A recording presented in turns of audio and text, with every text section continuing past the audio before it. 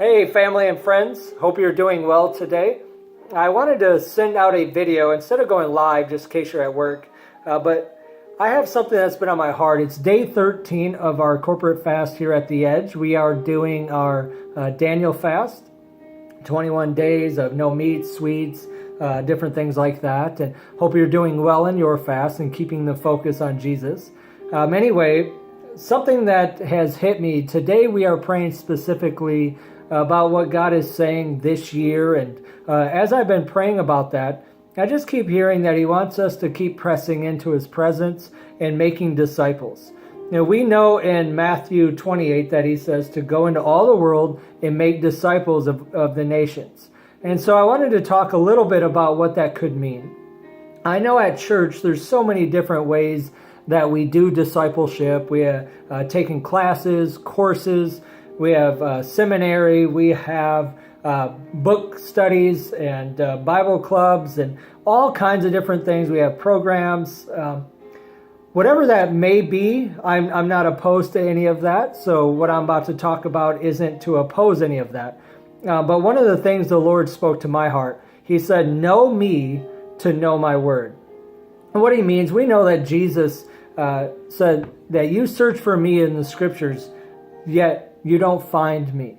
And that just reveals to us that we can have all the theological knowledge. We can know the ins and outs of the Bible. We can know things. We can be smart. We can study. We can learn the Greek and the Hebrew and the way it was written. And we can learn all kinds of history and background and what was going on. But we can miss the heart of God in that. And so when He began to speak to me about what true discipleship is at its core in the beginning, is understanding, not just the beginning, I said that wrong, but just understanding at the core of discipleship, He gave me three things that I wanted to share with you. It's presence focused. Jesus said that my sheep will know my voice. How do we know His voice? Well, we spend time with Him. We know that the scriptures tell us, you seek me and you shall find me. As we seek the face of God in His presence. James tells us, draw near to me and I will draw near to you. So as we come into the presence of God, spending time in prayer and His word and all of that envelops. But we also know Jesus would go alone into the mountain and pray. So we see that being in the presence of God is of utmost importance. The second thing He showed me is being a disciple it's a sacrifice. It's sacrificial. We're to lay down our life for the gospel.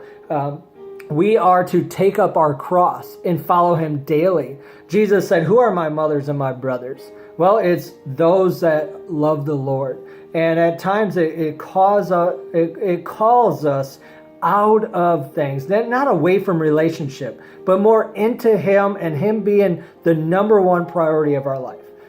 The last part that He was just sharing with my heart is that He's relational.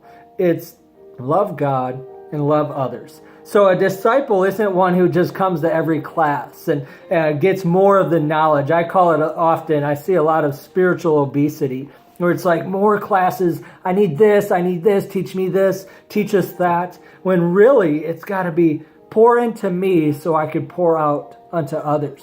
We are to love God and love others as ourselves. And it involves equipping others. He said to go. And as you go, as you live your life, make disciples of all nations. And we are supposed to share the good news of the gospel of Jesus Christ to others. And so He pours into us. So just picture it this way. He pours into us. We pour that out. We get in His presence. He pours in and we pour out. That should be the basis of our discipleship. And I'm hoping you're on that journey, that you're spending time in the presence of the King.